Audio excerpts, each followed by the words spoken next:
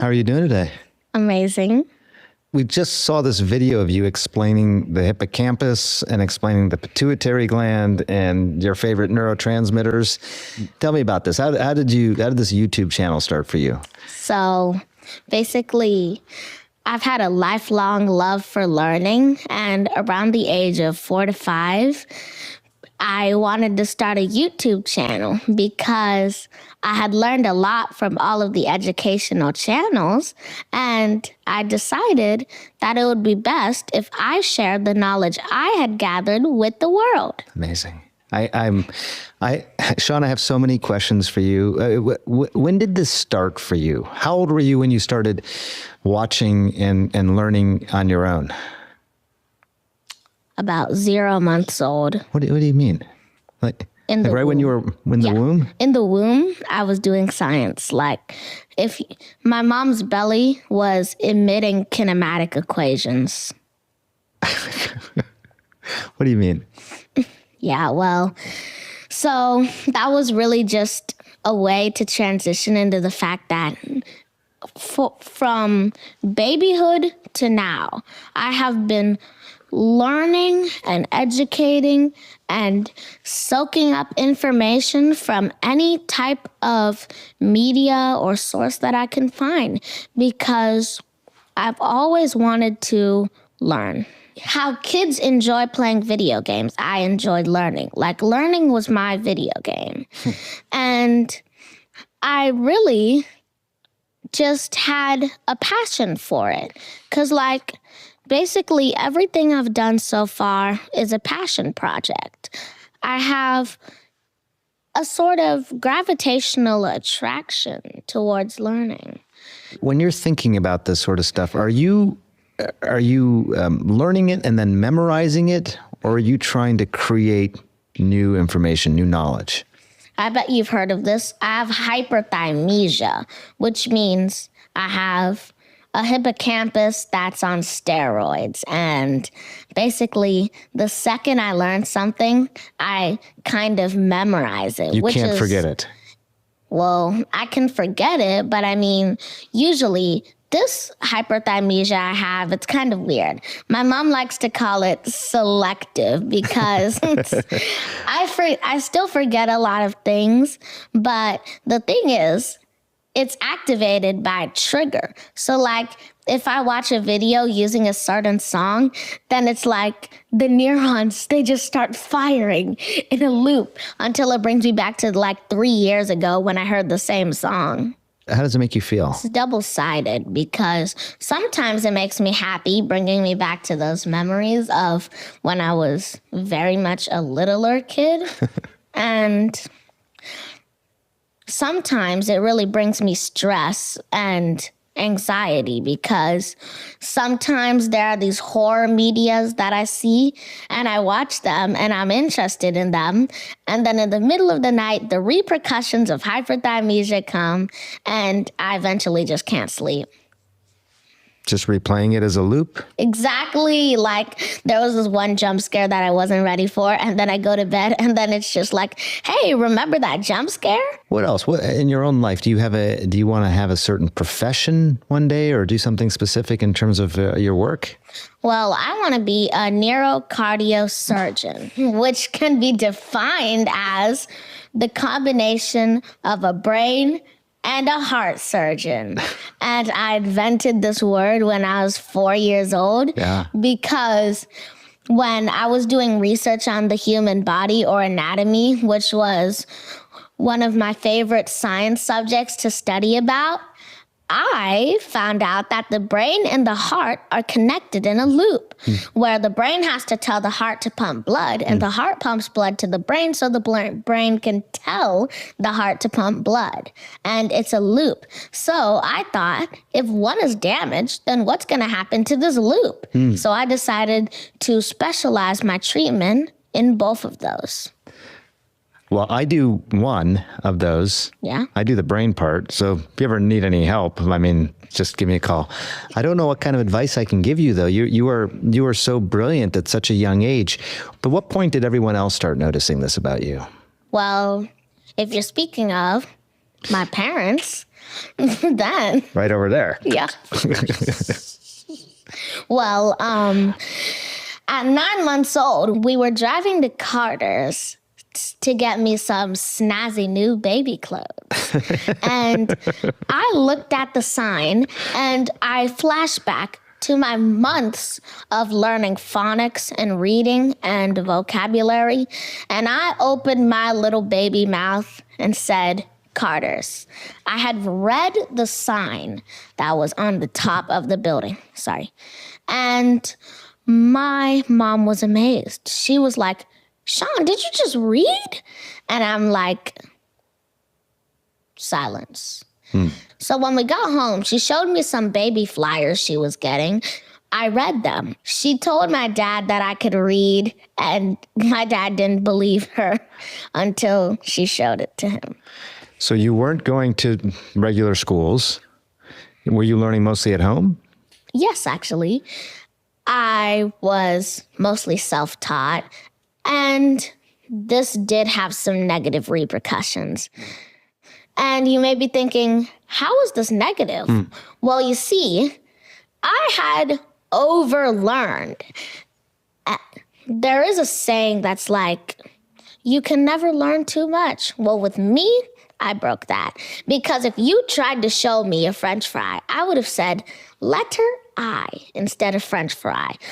And my mom was not exactly happy about this. So she tried to take me to the park because we had gone to a psychologist and she was like, your son is learning too much. Your son is learning too much. Yeah, teach him how to play.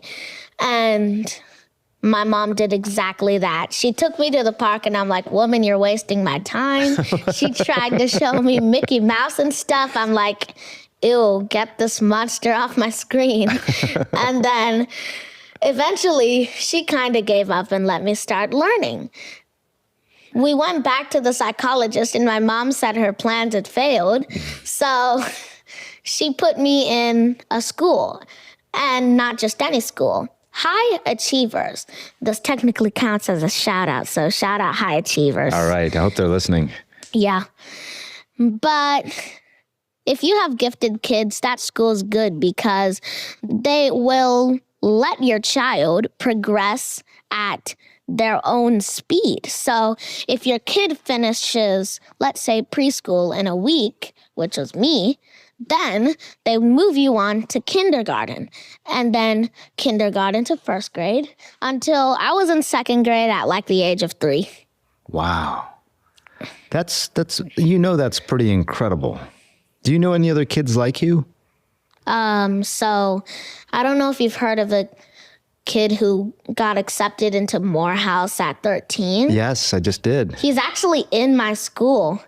Now, obviously you love to learn.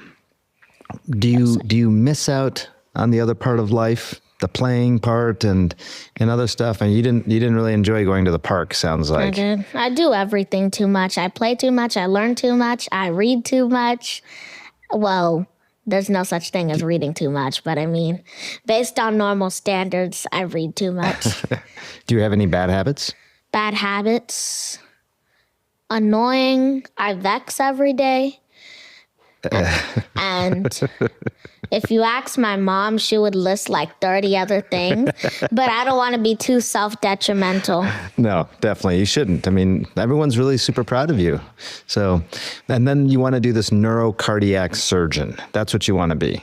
Yes. So there's a brain over there, by the way. So you're very familiar with the brain? I love the brain. You love the brain? What do you love about the brain? I love the brain too, by the way. I think it's 3.5 pounds of the most mysterious tissue in the known universe. Is that how you feel about it? Well, technically, there's more mysterious stuff in the universe, like dark matter, but the most mysterious thing in the body, because we do not, understand it. Do you have a favorite part of the brain?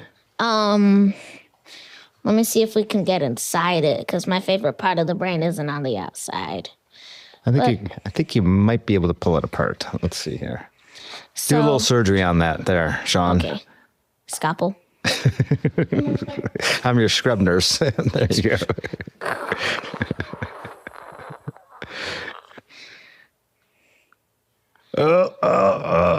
Don't cause any catastrophic bleeding.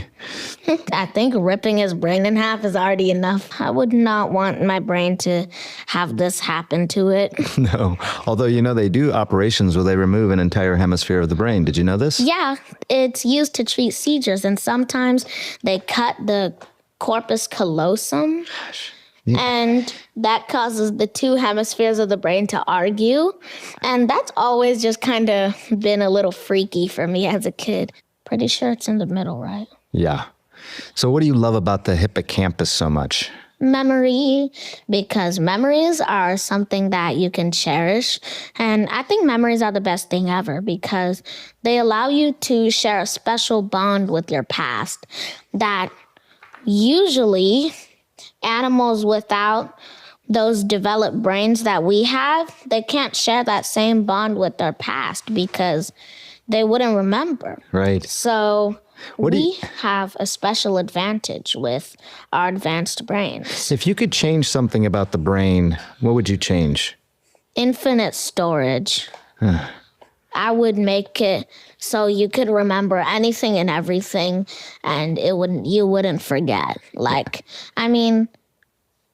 That could have its downsides, but you'd have a pretty sick superpower though. You would. Sounds like you're kind of close to that, aren't you? Yeah, hyperthymesia, but I still forget stuff. Do you? I forget what my mom told me to do when I walk upstairs, and then I just end up doom scrolling for an hour. No, you do not. You doom scroll? Well, I would not have guessed that. I'm still a kid, though. Just because I'm smart, I'm still a kid. Yes, you are. I can tell this is the size of my brain. It's pretty good. It's pretty brain good. is I think literally your the brain might be a size of little denser in a good way. Yep. Yeah. So why do you think it's so important to get science out there? Well, science governs everything around us. From the air we breathe to the words we speak, it is the governor of all human, animal, and non-life. It allows for you to walk, to talk, to move, to live, to experience, to die.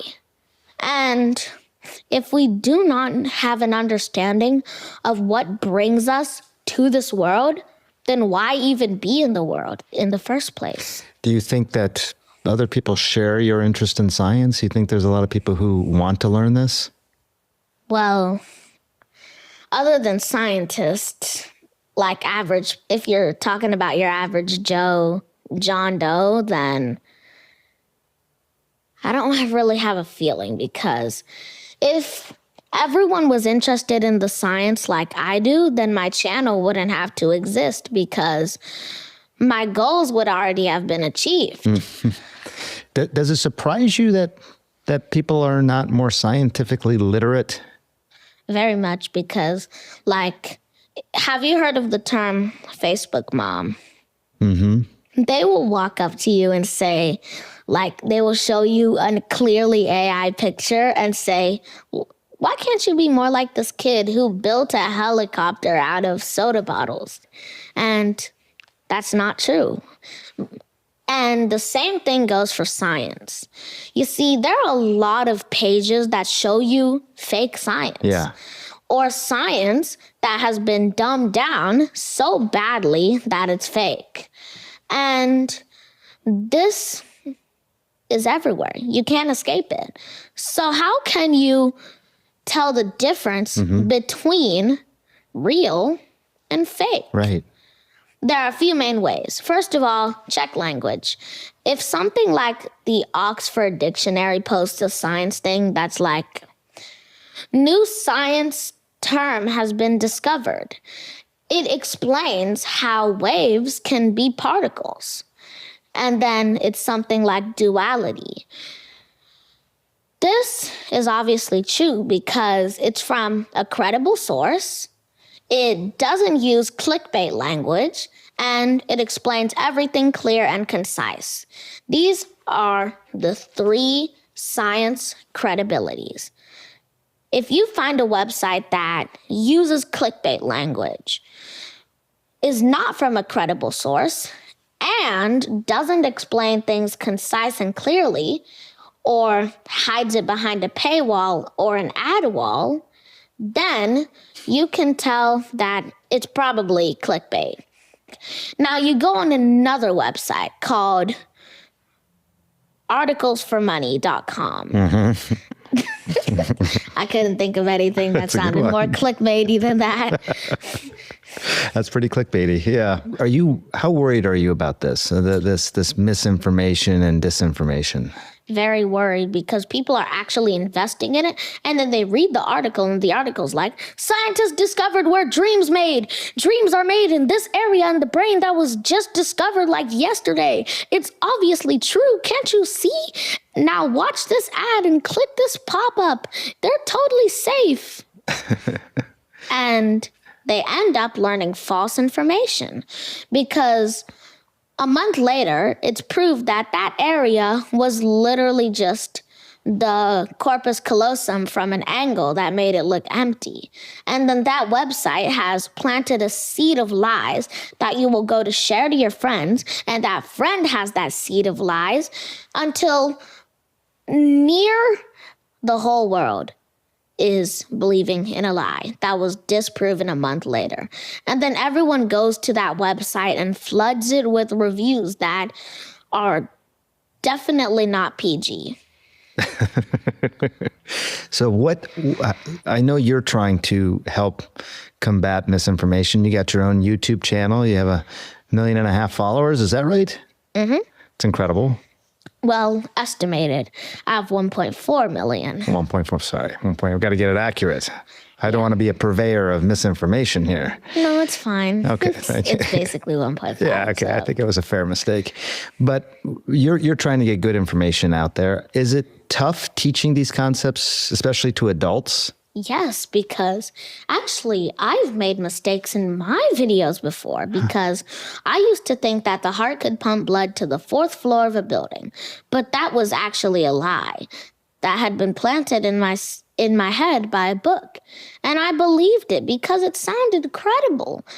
And this has happened to more people than me. And I shared it on my channel to millions of people, and just because a 10-year-old made a mistake, people are saying, are you dumb? How could you be sharing this fake stuff? That's bad. Sean, you've literally destroyed my trust. Really? I'm a 10-year-old. Like, let 10-year-olds be 10-year-olds. So what are you most optimistic about for the future? Myself. You're betting on yourself. Yeah. I know that my dreams seem big, but if your dreams don't scare you, they're not big enough. Oh, that's good. I like that. Did you come up with that on your own? No. I saw it in a barber shop. That I did not expect. So you're optimistic about yourself. What about the world in general? I gotta get real with you for a second. Let's do it. The world is in a state of turmoil. Like, we're doomed. We're doomed. Like, everything that's been happening now, it always seems to be negative. In the words of my mom and her prayer group, it's like every single day a new shooting is happening. Yeah. Like, if you've recently watched the news, then every single time you're going to see at least one shooting. It's like there's a state of evil floating around everywhere. People are doing unruly, unholy, horrible, psychotic things, and there's not even a reason. Like, what compelled you to kill some guy? Like, what compelled you to hold a shooting at a local Walmart? Like, there's an old grandma trying to shop for some diapers for her grandson there, and you're just gonna walk into there and start banging the place? What's the point? There's no reason. So, I'm not very optimistic about the world right now. How do we change this, Sean? We have to start realizing about what we're doing. The first step is to see all the pain and suffering that's going on and devise a plan. And this plan has to be sent through the news, through every single piece of media we can try to get to say this message that we have to stop hurting our friends. We have to stop making things on purpose that will impact the world negatively. I think you're going to be a big part of that, Sean. You're going to be around for a long time. You're going to outlive everybody in this room. So we're counting on you. That scares me. That does? Why does that scare you? I'm scared of death. Well, I'm talking about the fact that you're going to live a lot longer than us. Yeah, but what am I going to do without my mom? Aw. Stop laughing, Mom. It's serious. It is serious. You love your mom. Do. I didn't mean to make you sad. Okay, let's lighten the mood with a fun fact. All right. Hey, before I know you have some questions for me. Yes. But I have kids that are older than you, by the way, quite a bit older, actually. What advice do you have for other kids, maybe kids that are close to your age? Never stop believing in yourself and your dreams. Your dreams may seem too big or too hard, but that just means you're dreaming the correct way. You're dreaming big. You're dreaming hard. You're dreaming strong. And never let anyone tell you that your dreams are not good enough.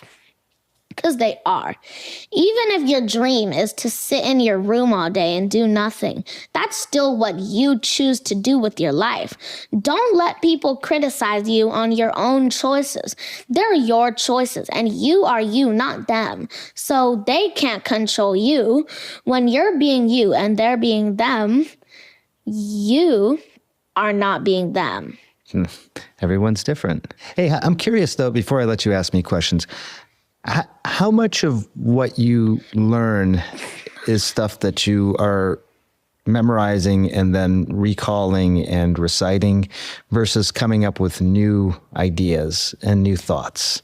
Stuff that hasn't been out there before. Are you thinking about things in different ways? So there's this theory I've made called graviton quantum sponge theory. Oh my gosh. And oh my gosh, indeed. Graviton quantum sponge theory? Yes. Okay. It describes the origins of the universe and tries to unify quantum mechanics and relativity. Wow. It basically says that the universe has little holes in it. These holes represent dimensions, and it's still a work in progress. So any physicists out there, don't get any bright ideas. It's my theory. Let's lighten it up. Yes. Because you get to ask me questions now. All right. What you got, Sean, the science kid? Neuroplasticity. One of my favorites. Your favorite. Yeah. Oh, yes. I mean, how do you not like neuroplasticity? Exactly. Even the word is fun to say. Try saying that 3 times as fast. Neuroplasticity. Neuroplasticity, neuroplasticity. All right. What about it? So what do you really think about it? Like adapting to different environments. We were reading one of your COVID interviews, and when you were talking about how we have to adapt to the new life, one thing popped into my head. Neuroplasticity. Now, I know that's a little outdated, but did you think anything about neuroplasticity while saying that? The honest answer is not really, because I was thinking more about the fact that our way of life, our phenotype, if you will, the way that we're expressing ourselves in life would have to change. And our behaviors would have to change as a result of the pandemic. But neuroplasticity, which I agree is an incredible concept, I think is more about this idea that there are certain areas of the brain. We used to think of the brain as this very sort of have specific functions for specific areas. And we now know that that's not the case, that different areas of the brain can do different things, and they can even take over if one part of the brain is damaged. And there's also something known as neurogenesis. Are you familiar with neurogenesis? Well, Genesis is the chapter of creation, so Correct. Creation of new brain matter. Yeah, new brain cells, exactly. So we now know that's possible as well. Crazy. So it's crazy, right? We can just, We're this close to being Wolverine at this point. Oh, see you making me think. I hadn't thought of it that way. Yeah, you're right. We are growing new brain cells. But going back to neuroplasticity and neurogenesis, I do think that we're learning a lot more about the brain. And we're realizing that you can grow new brain cells at any age, which I think that's pretty exciting because people think as you get older, your brain cells like stop regrowing and maybe even starting to deplete. But if you can grow new brain cells at any age, it's pretty optimistic. But I mean, still, there are still chances for diseases or conditions, I should say, such as Parkinson's, dementia, etc. That's true. Although we're getting better at preventing some of those things as well. Yeah. And also, I wanted to talk to you about, and this is a real good word, psychoneuroimmunology. Oh my goodness. You have good words. Yeah. Try saying that 3 times as fast again. I'm kidding. Yes. Psychoneuroimmunology. Yeah, we did. That was easier, Are we actually. just going to do that with every word? I think we should, Yeah, especially if it has more than 3 syllables. How about that? Oh, yeah. Okay. So psychoneuroimmunology. This is fascinating. So what's your question? So my question is, how do you think emotions affect the immune system? Yeah. And if a happy guy gets sick, will they heal faster than a Yes. depressed guy? Probably. There's my answer. Probably. No, but I think, people talk about this thing known as a placebo effect. Yeah. Have you heard of the placebo effect? Yeah. You can give someone a fake pill and their body, they will think that it's a totally real pill and eat it. And they will think that the pill is actually helping them heal, Yes. when really that's just their body naturally healing. I think I'd have a hard time teaching you anything, but I'll tell you this. Expectations. Knew it, just kidding. That's funny. You're really fast. You have a fast brain. You know that? Yeah, exactly. Expectations and experience are inextricably linked. Do you know what I mean by that? Yeah. If you expect something good to happen and it happens, then you're going to have a much better feeling than if you expect something bad to happen and something good happen. Yeah, and if you expect something to hurt, it'll probably hurt. Yeah. If you expect it not to hurt, it probably won't hurt. If you expect to get better faster, if recover from an infection, activate your immune system, then all of that will actually happen. Oh my God. I think Psychoneuroimmunology. Yeah. It's a real thing. I think we could also refer this to like when babies get hurt. They're like, oh my gosh, wasn't that so fun? Exactly. Amazing. And then the baby's like, oh yeah, that was fun. Or if they go into like really cold water and you say, that water's warm, it's not that cold.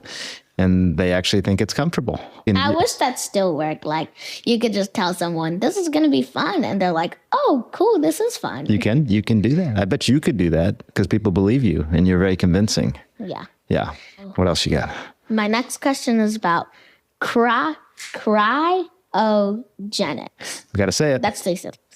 Cryogenics. Okay, got it.